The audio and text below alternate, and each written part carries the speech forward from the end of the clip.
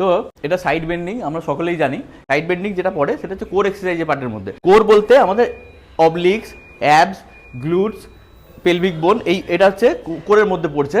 তো আমরা যখন এই সাইড বেন্ডিংটা করি তো আমাদের সাইড অবলিক্সে চাপ পড়ে। তো কখনোই এটা ভেবো না কি পেটের ফ্যাট কমানোর জন্য আমরা সাইড বেন্ডিংটা বেশি করে করবো, আর ওইটার উপর ফোকাস করার জন্য অনেকে এই বেশি করে বেন্ড করে। তো তাতে কোনো লাভ কিছুই হবে না, আলটিমেটলি তোমার এই স্পাইনে কিন্তু ইনজুরি হতে পারে। তো কখনোই ওইটাকে ওই ভেবে করো না কি ফ্যাট লসের জন্য, পেটের বেলি ফ্যাট কমানোর জন্য তুমি সাইড বেন্ডিংকে বেশি এরকমভাবে চেপে করবে।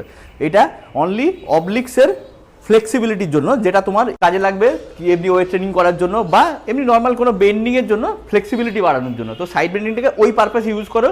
আর পশ্চারটা ঠিক হাতের মুঠোটাকে তুমি সেই জন্য ততটাই নিয়ে যাও যেখানে তোমার নি অবধি আছে। তো আননেসেসারি এই বেশি করে বেন্ড করার কোনো দরকার নেই। আর মুখ সোজা করবে, চেস্ট আপ, কানের পাশে হাত দিয়ে আস্তে আস্তে।